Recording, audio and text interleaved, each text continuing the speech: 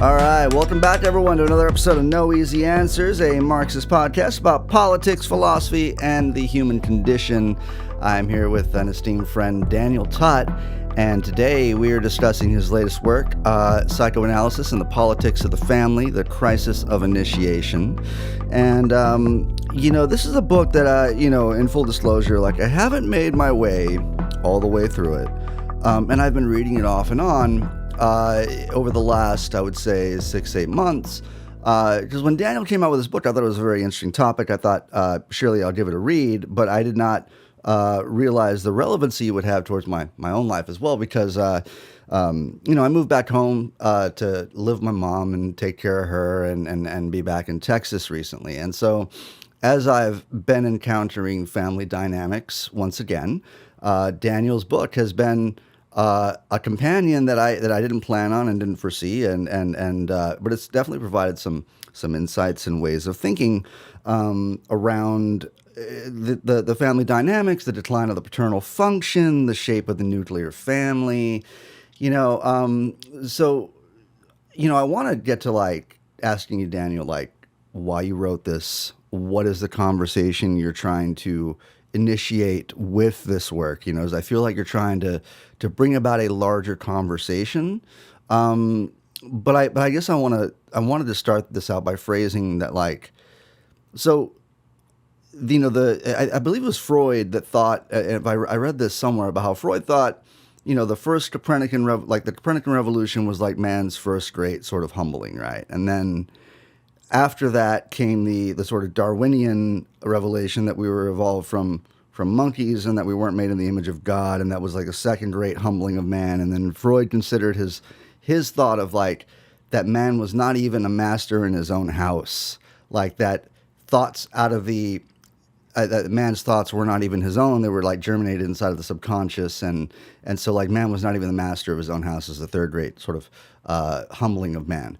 But I don't ever see Marx's thought spoken of in that respect, that ideas and imagination itself is limited and linked to forces of economy. Mm-hmm. And so man is not even the own master in terms of his own economy. Right. Man does not make his environment. Man's environment makes man. So I think about all of that, and then I think about the shape of the nuclear family, and this. I don't know why I never connected these dots, and your book really helped me sort of understand the way that forces of economy have direct impacts on the shape of the nuclear family. And there are these sort of contemporary phenomenons of things like, say, for instance, bubble living.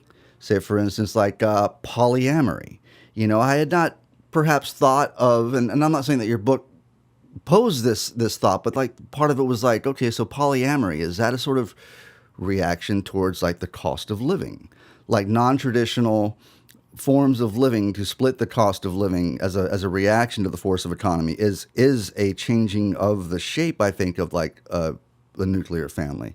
So anyway, right. so all these thoughts are going through my head, man, and I just wonder if maybe you could say a few words about the shape of the nuclear family, where that came about, and how this is, as you write about, changing in our current times. First of all, very happy to be back on No Easy Answers. Wonderful to see you. I love the background, and the kitty cat was there, but now is gone. But hopefully he or she comes back. She'll be around. Yeah. Or could be they. We're not sure yet. But no. But in reality, it's really great to be back, and I'm very excited. And this is also obviously excited that you enjoyed the book, that it was thought provoking. It definitely was meant to be a conversation starter. And thankfully, I think, one of the positive effects has been conversations. These sometimes are not easy conversations to have. The family, as I argue in the second chapter, you may remember, it's kind of like the heart of capitalist ideology. And I try to say that, and I'll get to the nuclear family maybe building off this, I try to say that, if you think about it, what we're trained to do in families is to sort of cultivate a certain relationship to work and labor.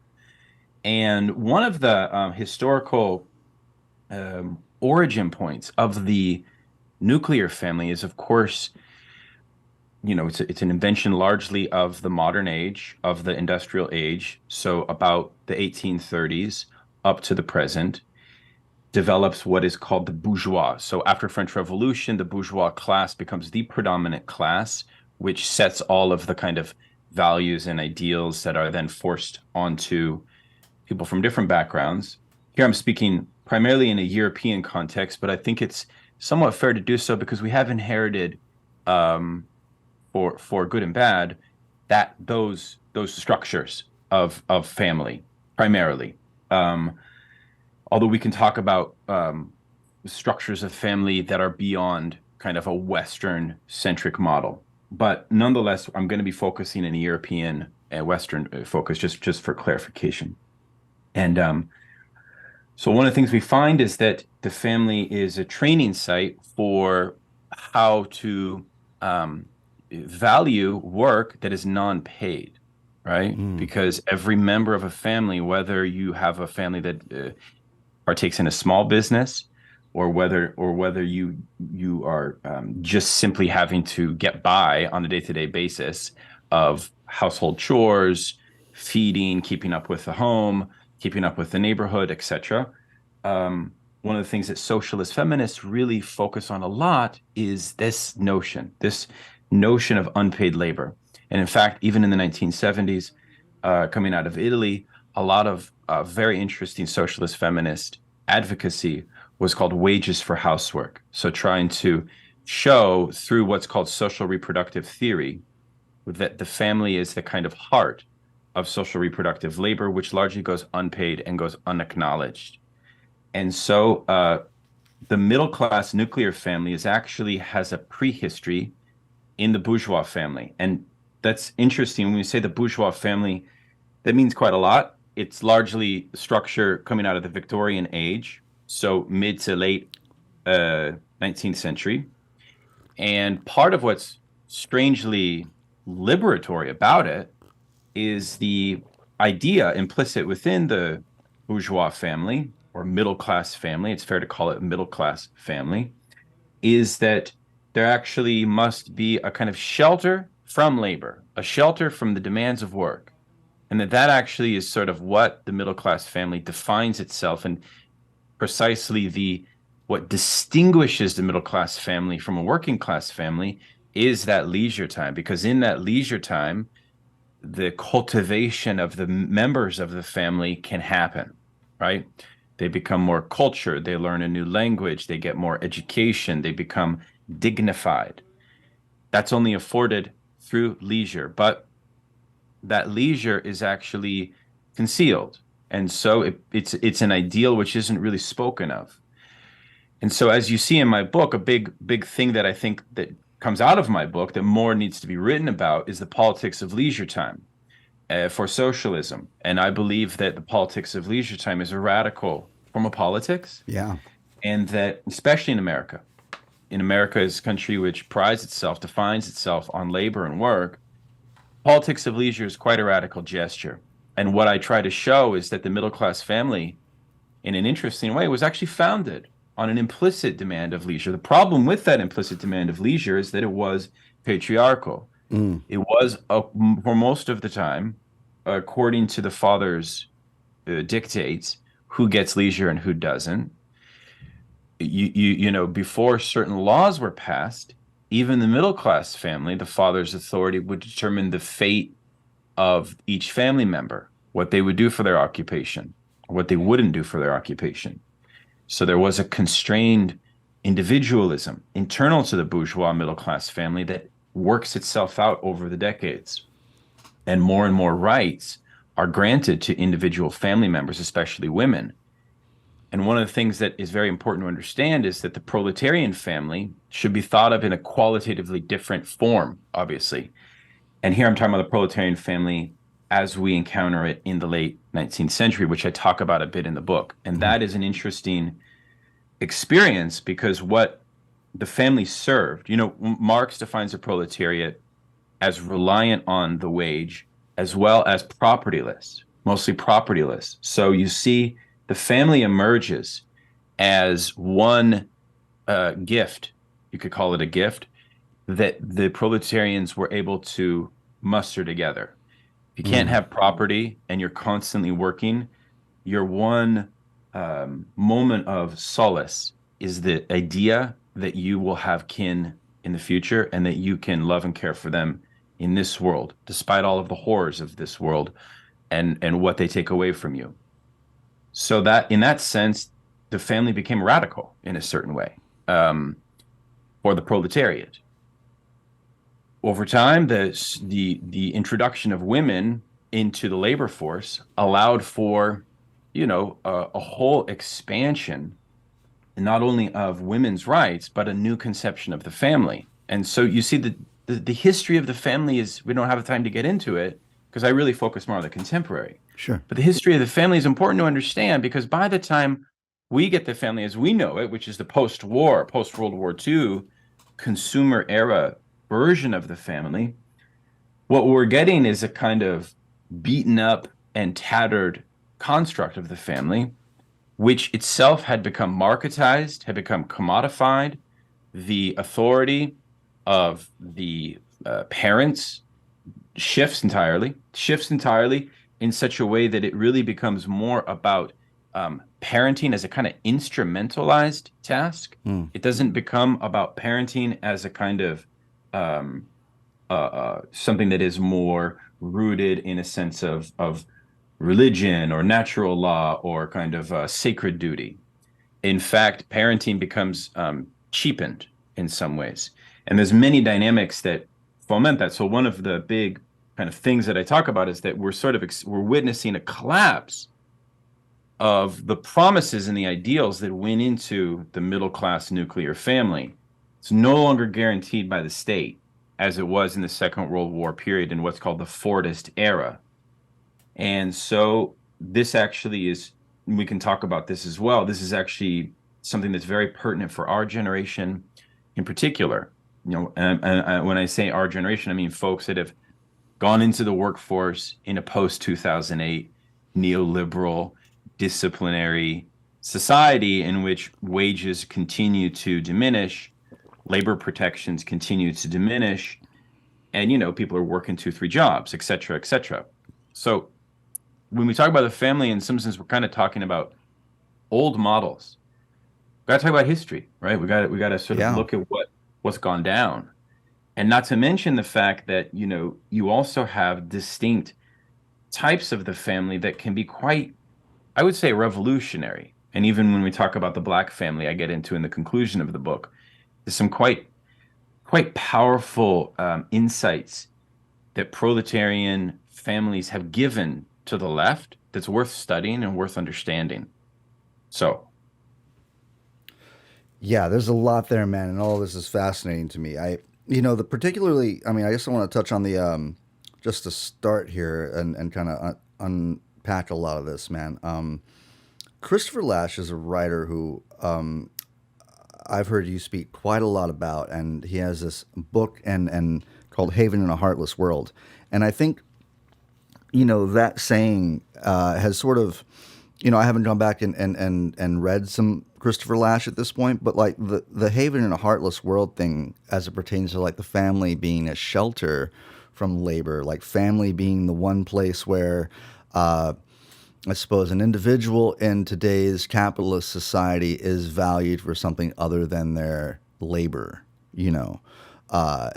and I've heard you speak and question, is the nuclear family still like a haven in a heartless world?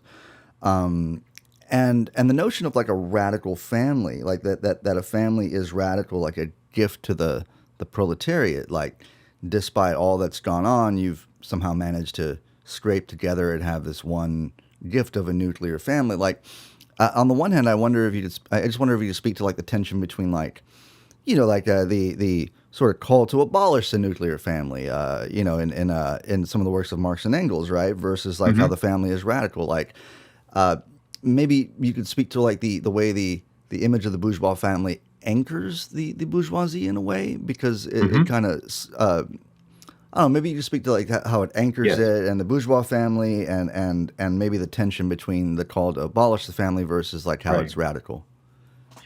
Yeah, let's get into it. So, obviously, in Communist Manifesto, we read, according to Marx and Engels, that one of the demands of the communists is for the abolition of the family. Now, if as I mentioned earlier, the bourgeois family stands as the kind of um, limited and contradictory family that's on offer, right? Mm. Kind of like it's a classic trope of bourgeois social life to create kind of one standard that not everyone can attain. And this creates all kinds of feelings of rivalry. And you kind of need psychoanalysis to understand a society that's racked by people in states of desperation, people in states of competitive rivalry, people in states of despair.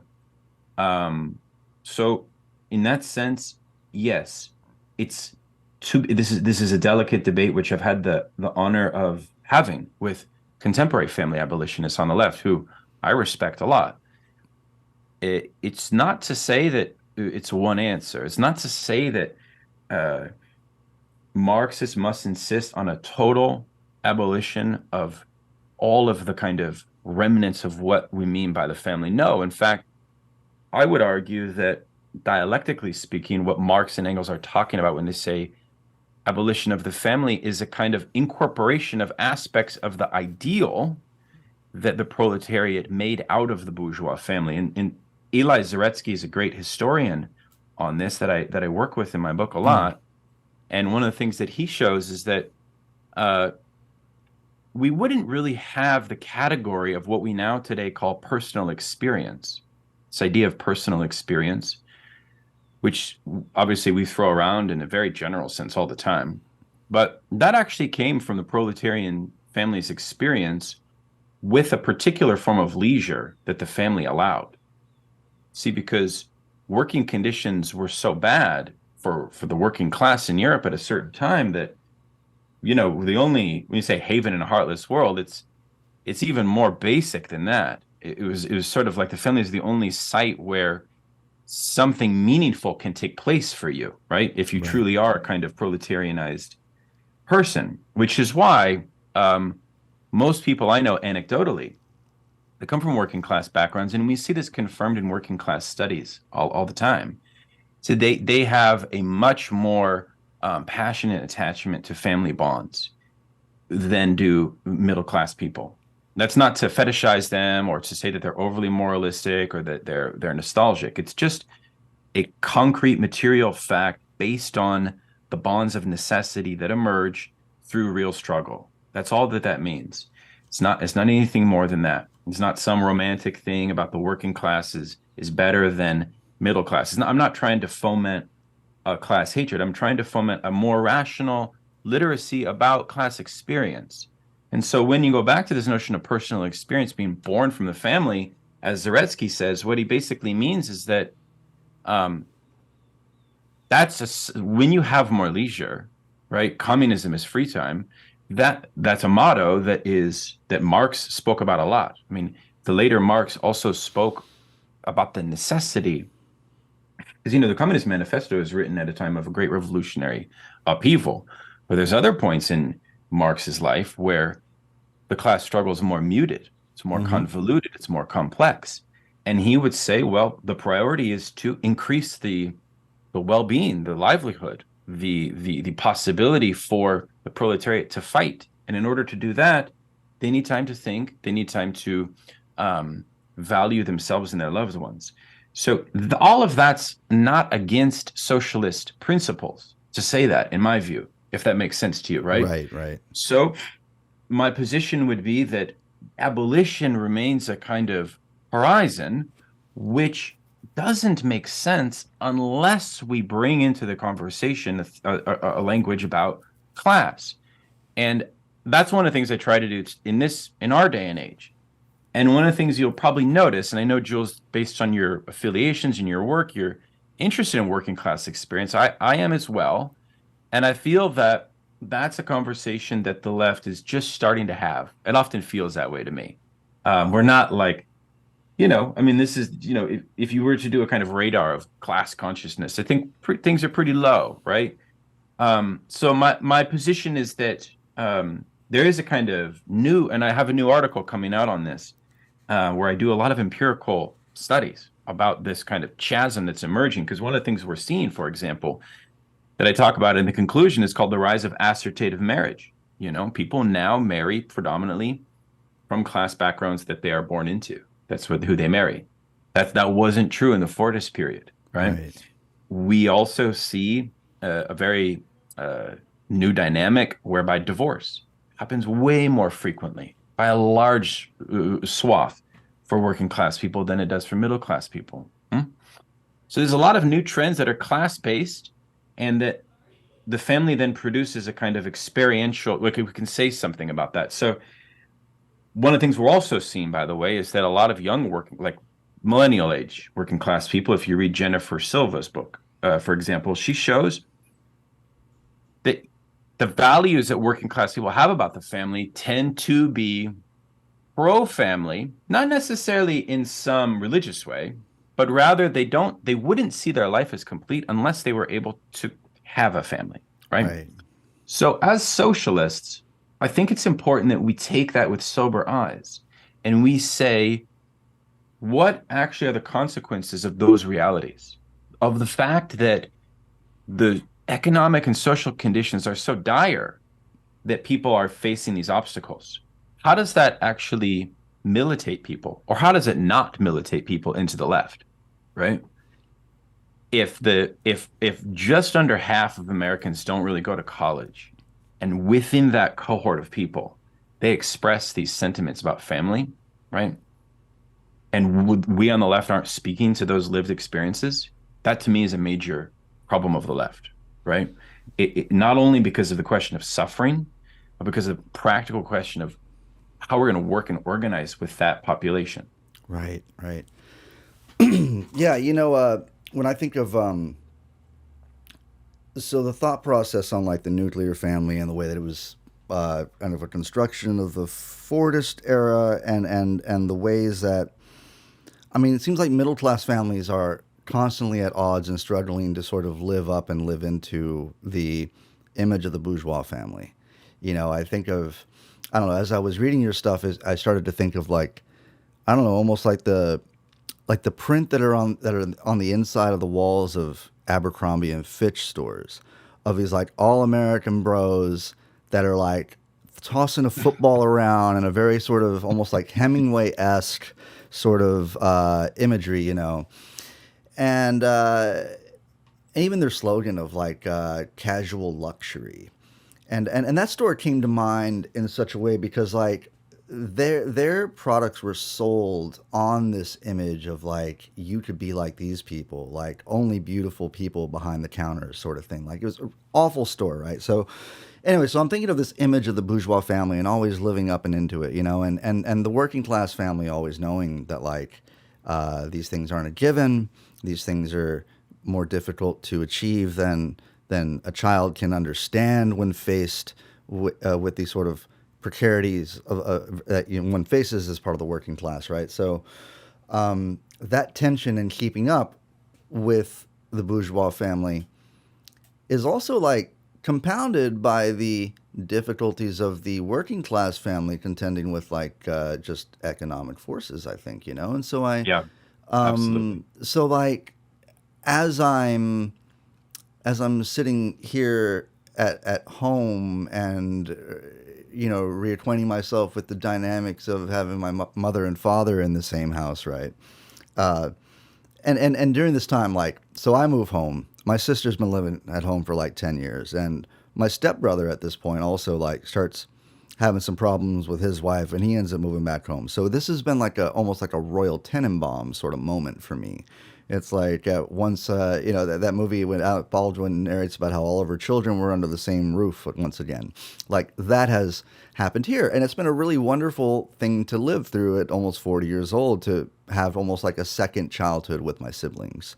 But I start to think of the way my stepdad, the sort of patriarch of this family, sees the sort of tide of economic forces that are beyond his control, right? So like as a man, as the head of a family, you hope that you teach your children to go out into the world and make their way and be upright citizens or what have you, and always, I don't know, have a job, keep a job. You've trained them in this sort of training ground of a family for being a member of the labor force.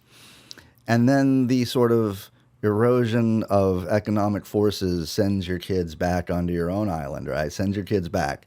And I start to think of like, the decline of the paternal function, as you say. And then my mind thinks about how, like, well, if we're talking about how the nuclear family is sort of a, someone was telling me as well that, like, in Spain, there are multi-generational homes because, like, the parents in this generation have to move home with their grandparents because the parents no longer have a pension, and then the kids, which are the grandkids of the last generation with a pension, have to move back home. So their family unit is like multi-generational now, and culturally, apparently, this is like a thing that's been noticed and talked about, is that, like, now the shape of the family is becoming sort of multi-generational because of these tides of economy, right? So I just, in terms of the decline of the paternal function, there's even stuff that, like, socialists would advocate for that would, on the one hand, like if we talked about, like, if we could snap our fingers and had, free and fair housing for everybody in an instant, it would be something to celebrate, that divorce rates would skyrocket and that women would be able to leave these, or people in general, not just women, but, anyone would be able to leave an unhealthy relationship and start over and make that move for themselves with, free housing or socialized housing. Anyway, but I think that would, something like that would also have its own role in affecting the sort of, or displacing or contributing towards the decline of the paternal function. Sure. So maybe you could talk about the decline of the paternal function. Let's break it down. So we could say, in short, or sort of in general rather, that the decline of the paternal function, what do we mean by that? Well, from a psychoanalytic point of view, in order to, as a subject, it's kind of, there needs to be a kind of mediation with an overcoming of dependencies that one develops in infancy and early childhood with your parents, right? And this is the famous Freudian Oedipus complex, right? There's many different theories about Freud's Oedipus complex, but let's just kind of summarize it overall for the benefit of your listeners. Sure. As a kind of struggle that is about the development of kind of independence from the parents, ultimately, right? Now, here's the catch, the kind of caveat that's, I think, really important to pick up on, which is that there's sort of a debate within psychoanalytic community about the position of the father. The father is kind of a functionary position. It's plural, meaning it's plural, right? It's not just the biological father. But the argument is that as a constitutive part of what it means to be a human being, kind of more autonomous to undergo maturity, to undergo stages of development, etc., there does need to be a working through of the Oedipus complex. And there's early stages of this that I analyze in the book that are about, like, literally, like, how one gets introduced to the field of speech and to the field of language, relies on sort of moving away from the comfort of the mother's womb and care. And some psychoanalysts argue that that's a traumatic move that we never fully recover from, that kind of independence from the motherly womb care. Whereas other psychoanalysts don't. But I follow the line of the French psychoanalyst Jacques Lacan, who tends to see this relationship to the mother as one that is, he calls kind of something that kind of forever repetitively haunts our psyche. It's not to say that he's anti-feminine or anti-mother or anything like that. It's just to say that his structure of psychoanalysis is one in which that is a very significant break. So it is the father who introduces the subject to language, according to Lacan, which means that that process is a mediated process whereby, like if you take, for example, a psychotic person, somebody who has a schizophrenic episode or is experiencing psychosis in some way.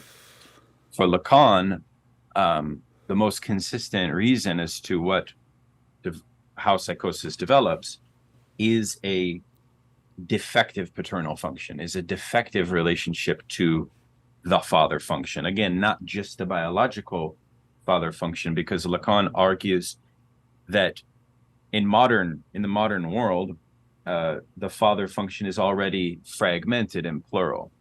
And in fact, when we talk about the historical breakdown of the paternal function, which when we say paternal function, we really just mean like the efficacy, not just authority, but the efficacy of the paternal, of parents to initiate their children into stages of self-development and self-overcoming, right? Well, ever since really 1830s, industrial capitalism has weakened that possibility. And so if you take a materialist analysis, what you can basically say is that capitalism already weakens the paternal function. And it does that in a lot of different ways that become super, super heightened. In fact, this is why I turned to the Frankfurt School, Adorno, Horkheimer, who made an argument that in the Second World War, post-Second World War period, our period, the bourgeois family, the middle-class family, is experiencing a heightened defective possibility for families to initiate their children into a healthy relationship to authority. So they actually make some, and many psychoanalytic thinkers have done this as well, they link that to even things like fascism, right?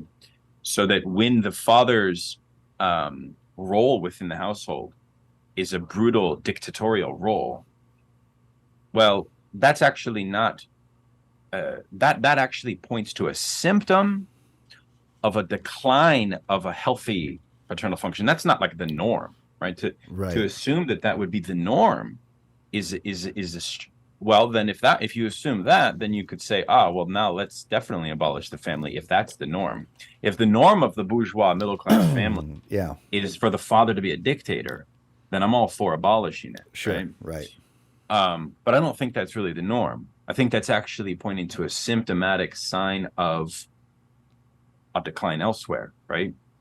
Wilhelm Reich's Mass Psychology of Fascism basically makes an argument that the family was so repressive in fascist societies that the father's authority was so stunted and had to be overcompensated, that this actually was producing a highly repressed individual who needed repressive outlets that they didn't find in society, and this led to a propensity of hyperviolence in society, right? So from a repressive family, you can have immense...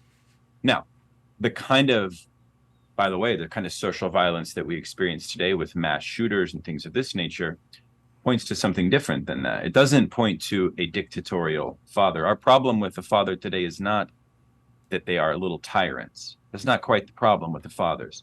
The problem with the fathers is that, in a sense, they themselves have been deprived of the possibility of working through, like, it's an important thing. If this notion of Oedipus, of a working through of paternal dependencies, is blocked from people, like they can't quite realize it, that's a sort of generalized, if that becomes a generalized condition of the culture, that can produce possibly liberatory effects.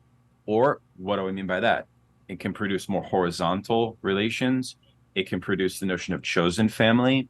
It can produce a libertine opportunity to freely choose who will be your parent, etc. And that's somewhat like the world we live in to an extent, although, again, for the working class, the issue is a bit different because they don't have the liberty to say, I'm going to go choose family X, Y, or Z, right? So there's that interesting class dynamic that interests me, and it's such a sensitive conversation, Jules, because we're talking about the most real things on earth, right? Yeah. These are the bonds of family. There's nothing more real than that, and there's nothing more political than that, right? Yeah.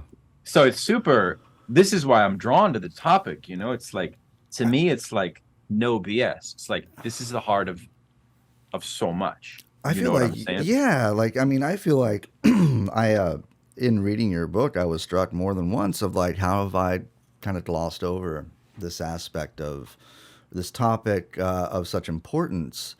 And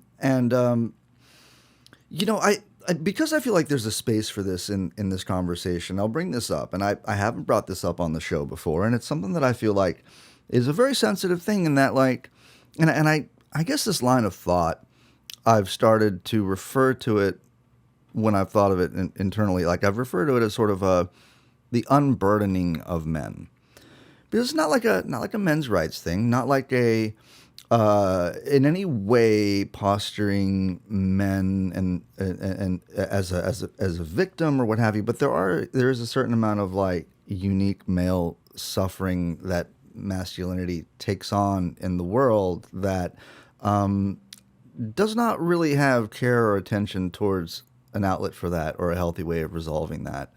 And so there's a certain amount of sort of, I guess maybe you would call it that sort of like failure of initiation into sort of healthy and positive outlooks, dynamics, things that men are sort of just kind of left by the wayside to overcome themselves, and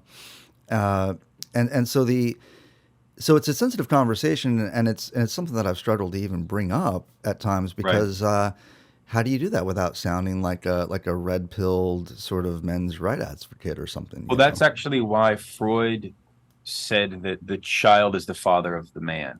That's a phrase of his. It's a very interesting phrase. Freud was very, this is why he's one of the great thinkers, that's a phrase that pertains to our time and to his time and to the modern time. This is why Freud is not speaking from a time that's too far away from us, you see? And even Freud's notion of the birth of society, in his notion of the myth of the primal father, is a very nuanced idea, because what it basically says is that modern things like modern values of democracy, freedom, individualism, liberty, etc., these broad values, he creates this argument in Totem and Taboo that, well, that was only made possible by the murder of the tyrant father. So society is actually founded on the murder of the tyrant father, what he calls the primal father, and that actually, but that imagination we still retain in our cultural unconscious, right, such that we still assign fathers in general as partially monstrous. In other words, Freud will say that the bond of society is a bond of equality that's made amongst the brothers as a pact not to repeat and not to return to the actions of the tyrant father. So, in a sense, modern society, civility, possibility of civility, has to do with the rights of each brother not to insist on becoming a tyrant themselves, right?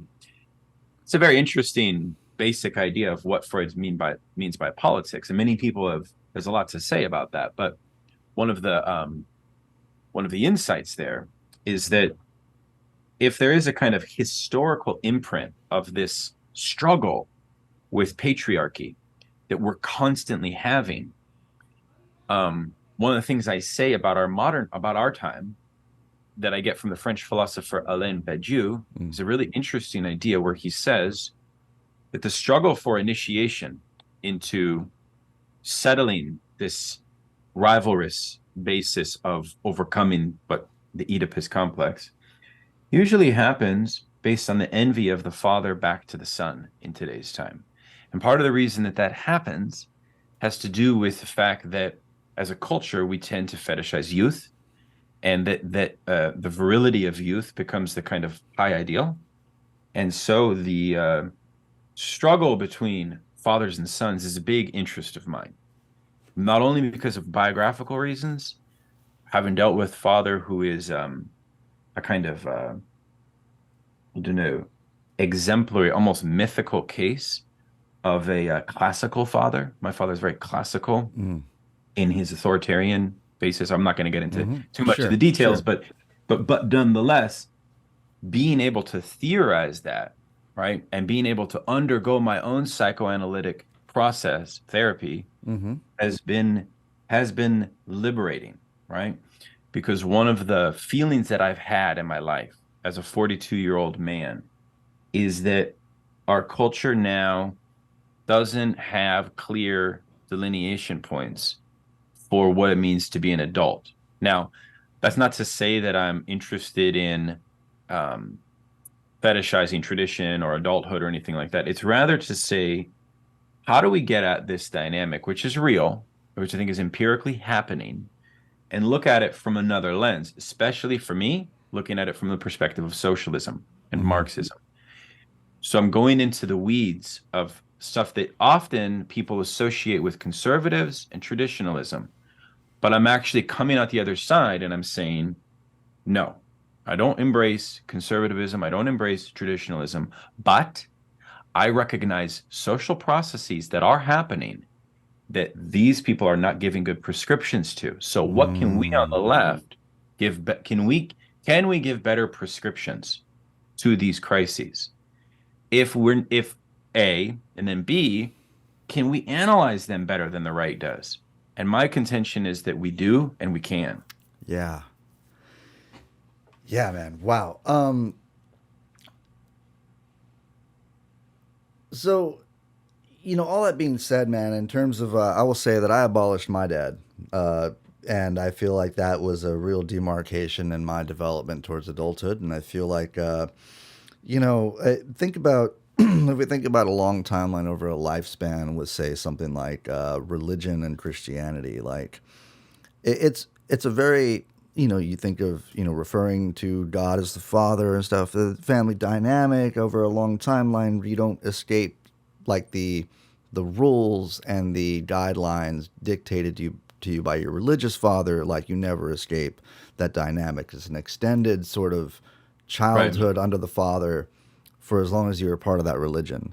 But the objective in, development within a traditional family is that at some point, like there is a break, there is a point where you've absorbed and abided by your father's directives and ethics and systems of moral values or whatever. And then at some point you grow the ability to not only critique, but implement your own sort of ethics at that point.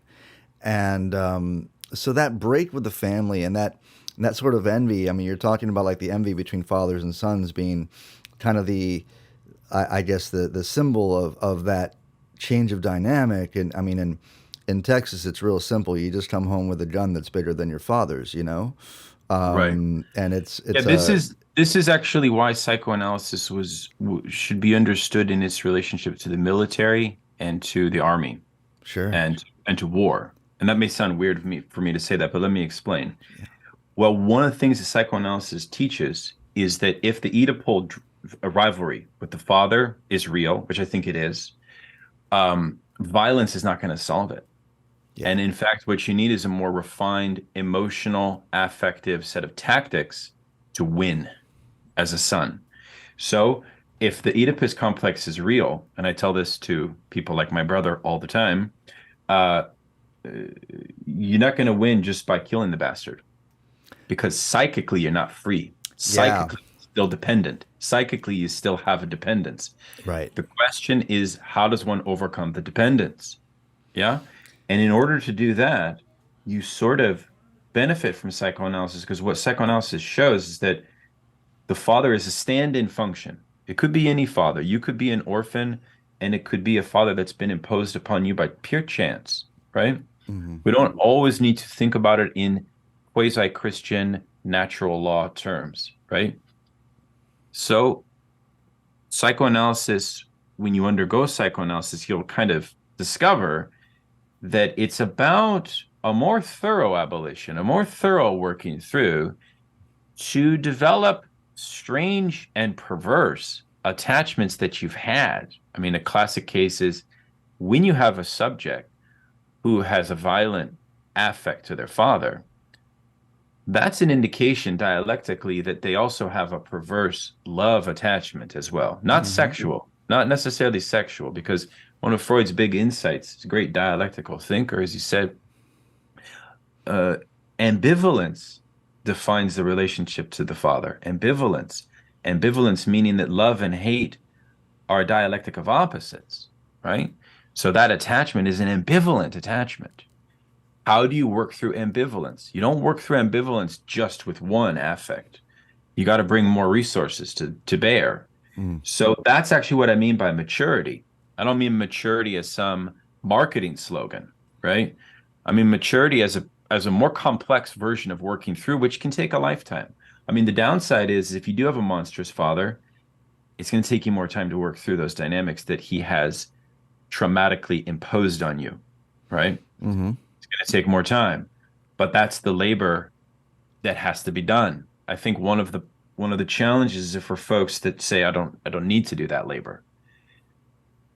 I would argue that psychoanalysis would give a rebuttal to that and say, actually, it's not about him.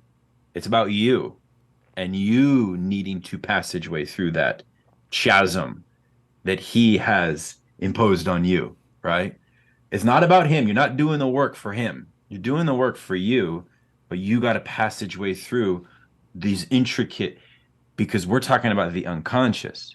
And psychoanalysis argues that by doing analysis, simply what analysis does is that it asks you to lighten your intellectuality, to lighten up, and to talk about anything you want. And in the process of talking about anything you want, freely associating, you begin to touch upon things that really matter, but which you didn't know that they mattered.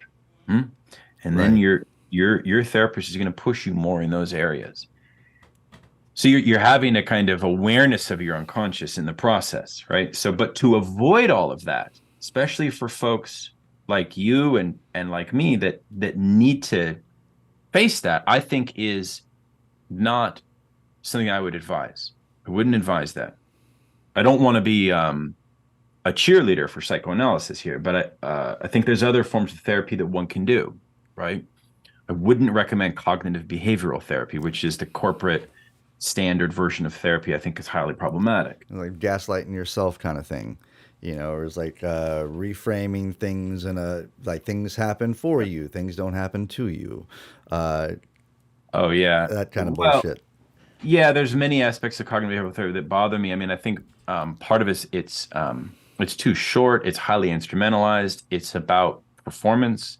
It doesn't get at the heart of things. It's very surface, and ultimately they're going to send you to get a bunch of pills, right? And get you to, So there's many problems, and it's not that psychoanalysis is opposed to pills, but they do have a different view on how things like depressants and anti-anxiety pills can work than does cognitive behavioral therapy, which is very austerity driven, very neoliberal. They just want to get you on those pills and send you off because you they don't want to pay for it. So anyways, I'm getting excited talking and going on a little tangent. But basically I think that this business of the paternal function, kind of where we started, is that it has a long history. I mean, even stretching back to the 19th century, if you study like novelists and writers of European culture, people identified the collapse of paternal authority like more than a century ago. It's not necessary. I don't want you to think it's necessarily a brand new thing. It is also at the same time heterogeneous, right? That's not one thing. Mm-hmm. What we're trying to identify are certain cultural and social forces of capitalism that exacerbate it, right? And that's where it's important, in my view, to get a sense of our conjecture. And why this is important for socialist thought is to get a sense of, well, how does a working class relate to authority?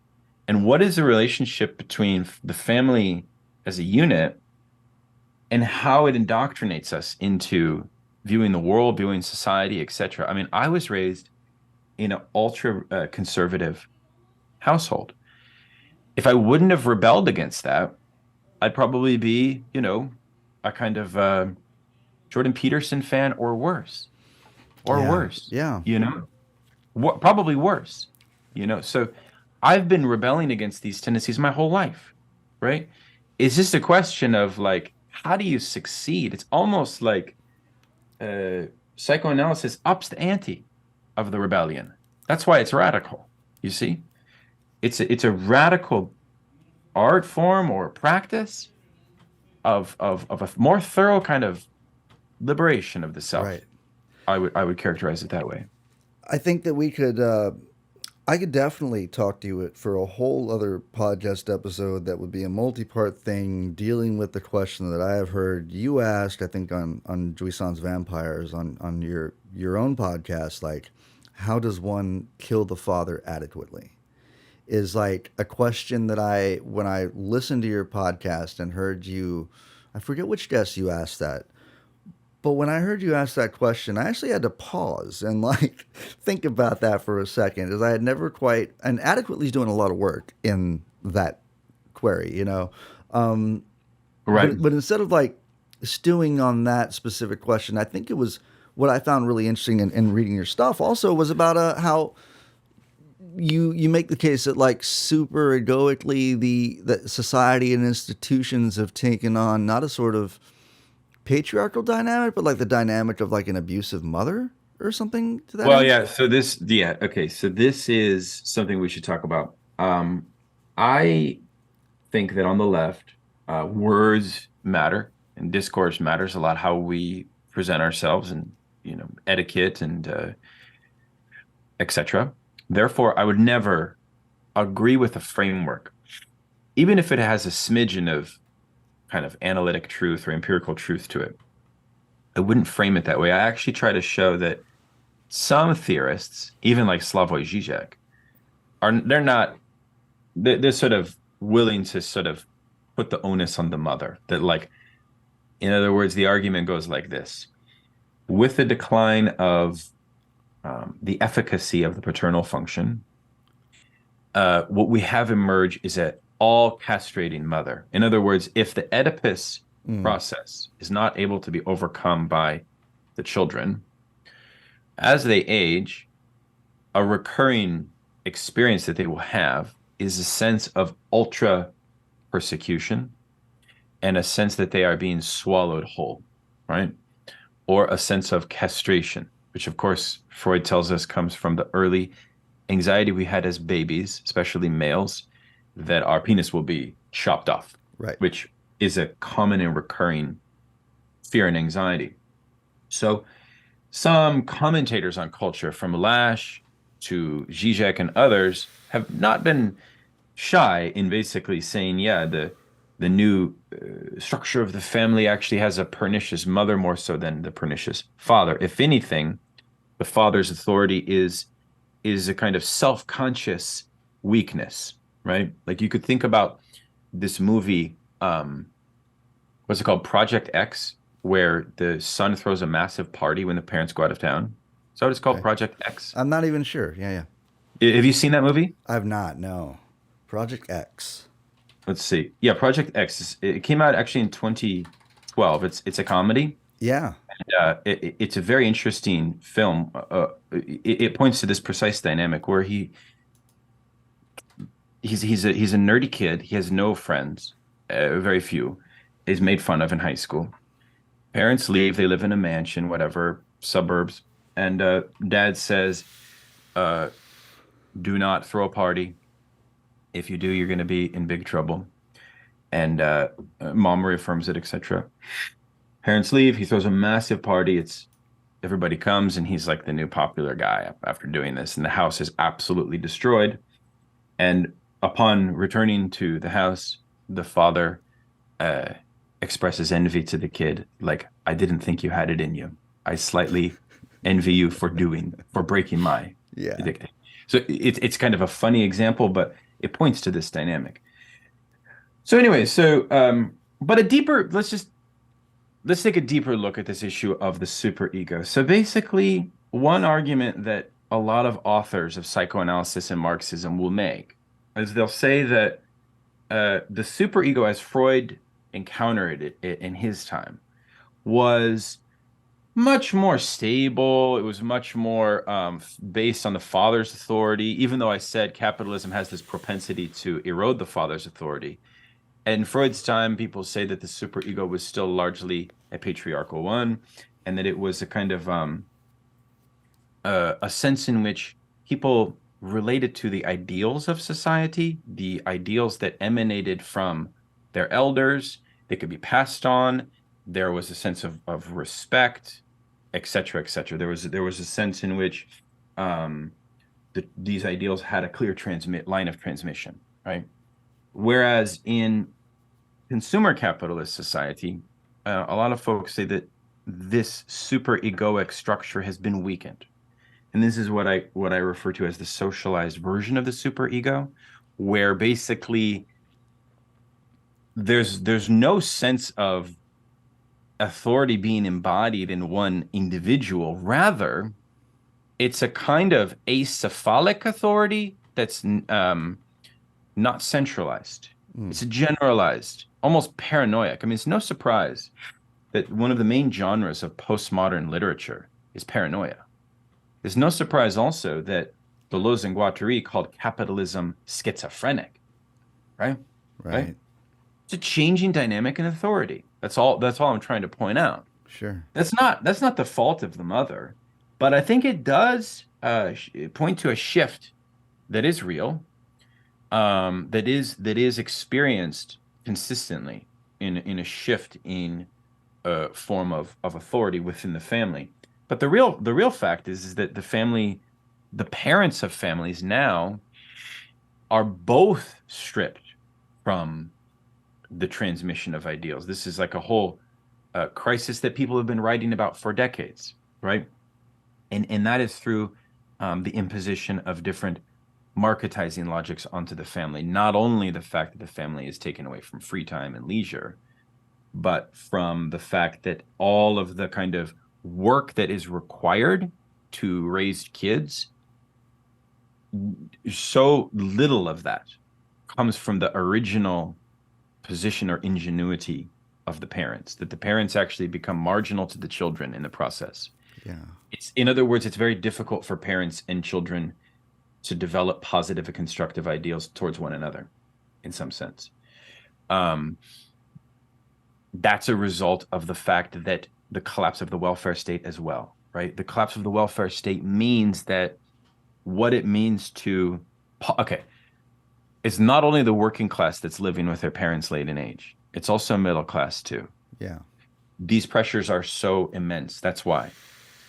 Like, I'm writing a new article right now where I show that the number one source the working class people turn to handle these dynamics is therapy culture, self-help, things like that. And because the new dating market, it's sometimes called the new intimacy. If you read like a book called The End of Love by Eva Illouz. Well, it's like you have to read all this shit in order to even have a Tinder profile because everyone wants to know your fucking love language, bro. And it's like this is some hack self-help bullshit that or you know, the best advice you get from a guy at a bar is to make your bed. Which you don't know if he's a Peterson bro or that general, whatever his name is, the admiral who preached that stuff at anyway. So yeah, but like self-help and modern dating is kind of infused. It's like you have to there's like required reading of the 4 agreements before you get down to meeting a woman at this point, or at least in the heteronormative world of stuff. Yeah. And that's I argue that actually is a sort of positive outcome, partially positive. This is contradiction of bourgeois capitalism, of the sexual revolution, right? Because what that indicates is what's the primary demand. The primary demand, according to people from all class backgrounds, when they're dating, is for a partner to be emotionally resilient and emotionally there and mature, right? Now, for men, there is a massive struggle going on right now, not only on the economic side, but also on this emotional maturity piece. Not to say that men are kind of stunted in that way per se. It's just rather that what it requires to attain to that level is so onerous that people now feel as if the spontaneity and the sense of chance and risk is completely absent from dating. Completely. That's what like surveys are showing, right? And you probably experience that anecdotally, perhaps. But you know, but so this is creating a real crisis, added to which the economic crisis is such that people cannot engage in marriage and the possibility of family construction itself.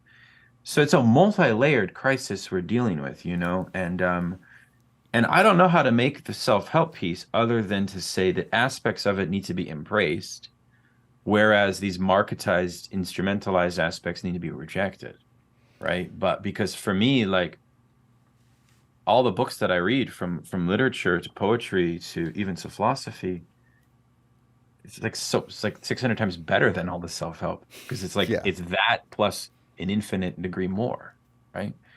So that's always my response. Like I'd rather read Stendhal or Proust. Well, I mean, even the most like even the guys who have, or I say guys, it's mostly men, white men, people like, I guess the most like the self-help guys who have made the most money and have been the biggest grifters of shit. You think about like people like Napoleon Hill, Eckhart Tolle in my mind, Werner Erhard.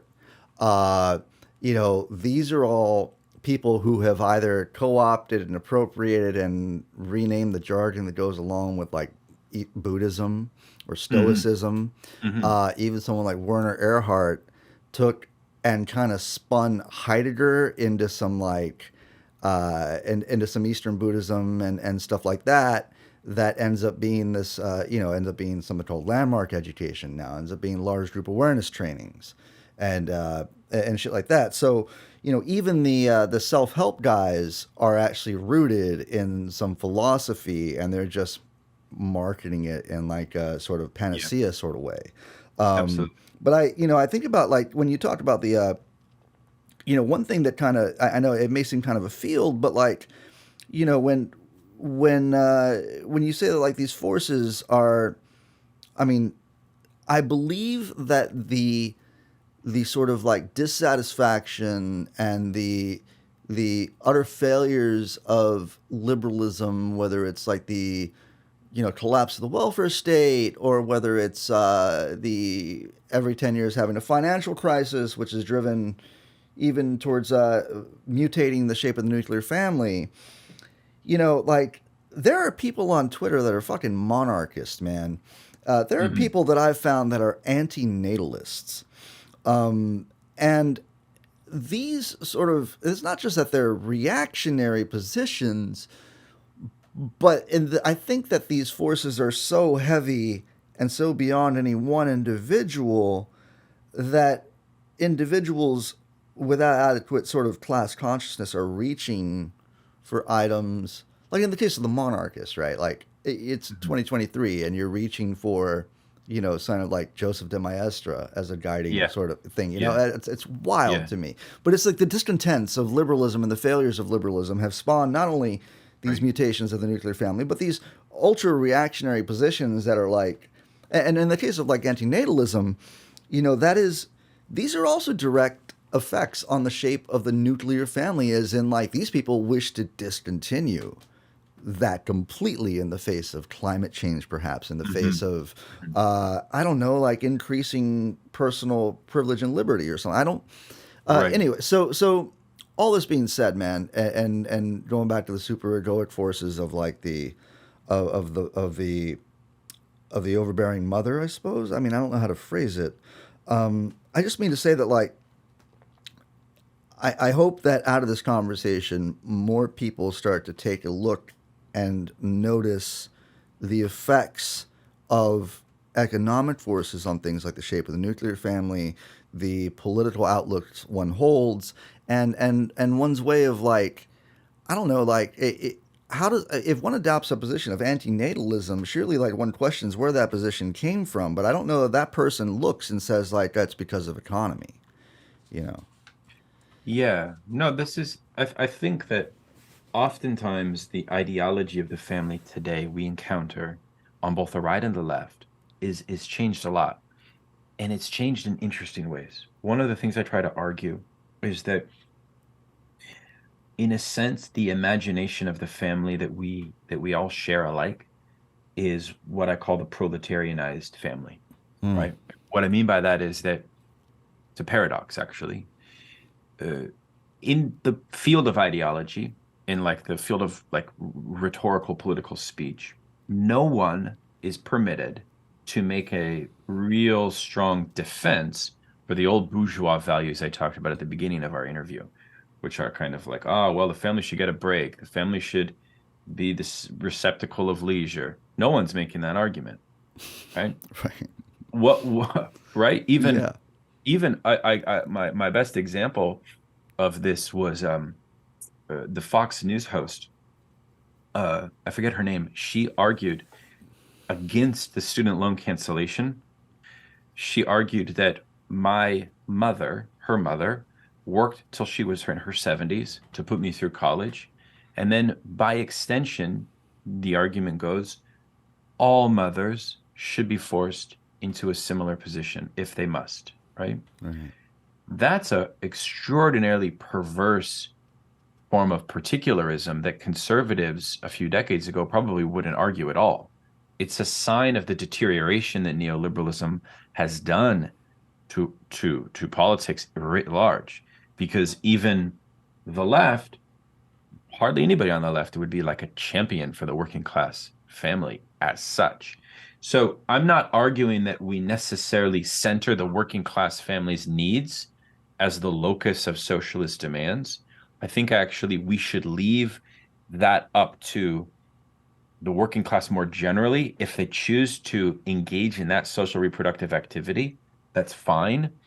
Rather, a politics centered on free time, the demand of radical free time and leisure time, I think should be thought about and put forward. At least more analysis, study, etc. of it. I mean, this was actually at the center of a new book on socialist philosophy by Martin Hegland at Yale, called This Life. He Mm. ends it. He ends the book and he says, look, if we accept the fate of a cosmos, which is atheistic, ultimately, what do we have left? We have left our free time, right? So in that sense, instead of the kind of hyper entrepreneurial thing like, oh, with your free time, you always going to be working on your next project. Well, going back to the experience of the proletarian family in the 19th century, what was developed there was the sphere of personal experience, which is separate from the neoliberal idea of constantly having a project to engage in. What would it look like to be relating to that zone of free time and leisure in that fundamentally leisurely way? It's almost, I fear almost that we're losing even the political imagination for it. I don't want that to dissipate, if that makes sense. You know what I mean? Absolutely. Yeah. So it's something that I think that needs to be discussed and processed, and that's part of what I was trying to do with the book. Well, what's interesting that, like, I mean, I've heard of people calling on Marxists to have a politics that has a more positive affirmation of work and not just a positive affirmation of leisure time. But I think you get at something deeper by insisting that we uh, think more deeply on the topic of leisure time, its necessity. Perhaps it's our inheritance in a way, you know, and as a sort of act of rebellion against this sort of fetishization of productivity that we have in contemporary capitalism, you know. Um, Well, yeah, and because we socialists maybe have something to teach the our culture about what leisure time might be, because right, I feel that even in a place like Texas and where I'm from in Oregon, I never really had models for, in my case, if I didn't fight to carve out time for the life of the mind, for reading, basically, I would be a very unhappy person. But I learned that on my own. I didn't have any books really in the home growing up, or, this is not taught to me, right? Yeah. I discovered this on my own, right? And now it's enough that I feel as if perhaps more people can feel a sense of personal liberation, but they first have to cultivate the desire for it. So it's an education in desire in some sense. Not, Right. and for other people, it's not necessarily going to be a passion for the life of the mind. It might be something else.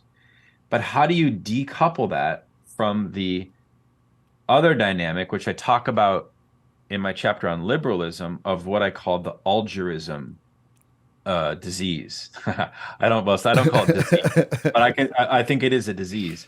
Sure. It's the bootstrap ideology, Yeah. right? Which is the American bootstrap thing. And the story of Horatio Alger and those stories that they made for young working class kids. I still feel that this is the kind of limited horizon of individual freedom that is on offer in America. Like, okay, if you're not born into wealth, the best option for you is to become a successful entrepreneur, right? But even that, you'll notice I've seen so many successful entrepreneurs, whether they be real estate or whatever, that make a lot of money. You know what usually happens? They don't know what to do with their leisure free time when they've achieved something. So the meaning of their pursuits is hollow. It's hollowed, right? I've seen that so much with kind of petty bourgeois people I know. Yeah. That move. I'm sure you've seen it too.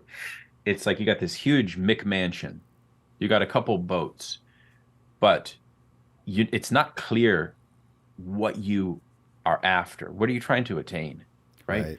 It's a hollowness, right? So this is something, it's a cultural issue. And I feel like socialists have a lot to contribute to that, perhaps, Well, I think if we're speaking to the topic of meaningfulness, man, I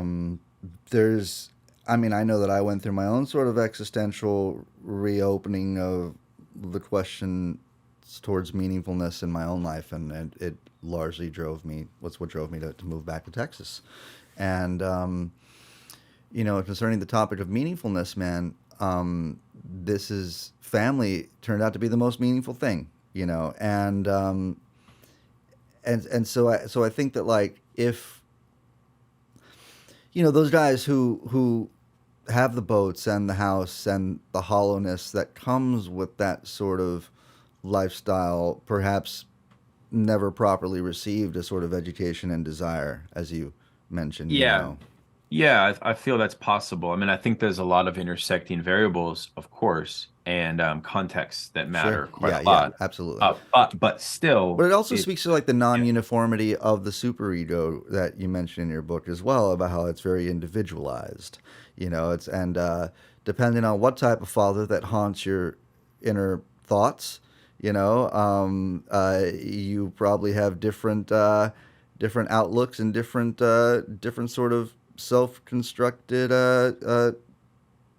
prisons in a way. But yeah, I mean, psychoanalysis offers a sort of interesting rebuttal to the discourse on authenticity that you find in self-help, right? Because what psychoanalysis will show is that the process of authenticity is sort of a fool's errand and self-contradictory, meaning that the outward expression. What are you talking about, bro? It's the height of Maslow's triangle, right? Self-actualization and shit. And it's like, I feel like that's the height of contemporary ideology, is like, yeah, exactly. It's like fucking self-actualization and being more authentic. And I don't even know if people understand, like, are they pulling authenticity from Heidegger? Or are they pulling it from, I feel like when you talk about the stunting of imagination, that is one of the primary examples of, like, don't we have something more inventive or cool to do than self-actualize? Well, yeah, I know. I mean, what I was trying to sort of point to is that psychoanalysis will show that the unconscious desire of the most pure political actor right? The most righteous, I don't know, left-wing progressive could be harboring a secret sadistic desire to have a sexual escapade with one of their loved ones, of their own family. Like there's a certain collapse of this public-private distinction that psychoanalysis brings out that complicates any fidelity that we might have to this myth of authenticity, and it even furthermore kind of reroutes the question away from that desire for purity, right? Because one of the things that Lacan teaches is that the desire for purity is actually the desire for a full and totalized sense of ego, right? And Lacan argued that psychically, your unconscious intensifies its own aggressivity when you seek to heighten a fullness of my own ego, right? And that's actually why Lacan is so important for the left, because Lacan, his students were quite radical in moving away from an ego-centered version of the subject, right? And Lacan argued that actually fomented heightened inner violence, heightened sense of aggression, right? Sure. So psychoanalysis is frustrating for these reasons, I mean, because it would be nice if the self-help kind of theory was correct, but I think most of it is well-intentioned, but maybe naive in its prescriptions and in its conclusions about the human condition. Yeah. Well, Daniel, I can't thank you enough for sitting down and having this long conversation with me about this stuff, man. It's been it's provided even more insight. I'm going to finish off reading your book, and I will probably come back to you with even more questions about all this stuff. I hope we can talk about my book on Nietzsche when it comes out next year. Yeah, we definitely have to do that. I can't wait for that. Hopefully I can get maybe a pre-copy from you so I can be ready at the time of publication for that. You bet. Yeah. And listeners, we have a conversation with Daniel. Daniel and I got together and talked about Nietzsche and Domenico Lacerdo a while back. You can check that out on our main feed. And I just, I've been not apprehensive towards having this conversation with you, but I've been looking forward to it and also looking forward to a time when I was like, I don't know, when I felt like I could actually articulate some of the questions and things that went on with this. It's a heavy book. I listened to your, for listeners that want to hear further on this too, the Machinic Unconscious Happy Hour has an excellent conversation with you and Cherry and Taylor over there, and I listened to that a few times, and it's a conversation like this whole conversation. I wouldn't be surprised if listeners have to pause and sort of think about things for a second, because these are all thoughts that were, I mean, it seemed like every chapter had a kind of like, hey, here's a new lens for you to sort of evaluate and analyze your family dynamic with, and this has opened up lines of thoughts for me that I didn't have before. And so it's been something that I really benefited from, and I will include a link to your book as well in the show notes, and a link to Jouissance Vampires, which, honestly, I came into encountering you when I was looking for Jeff Waite stuff in the podcast world. Oh, wow. And then and I remember listening to Jeff Waite and seeing that I had just started reading Jeff Waite's work, and so I was like, I have to be friends with this guy. I'm so happy that you reached out. Yeah, we share so many interests, and it's been a real pleasure to chat with you. And I think part of the reason that the book has a lot of heaviness, but I try to handle with lightness at the same time, is actually a testament to psychoanalysis itself. I mean, that's one of maybe the benefits of psychoanalysis, is that it allows you to talk about the heavy stuff with a little bit more ease, right? Because that's kind of what it permits you to do, right? By using the talking cure, it's not so much a cure as like some radical catharsis and it's all over, all clean, I can go home now.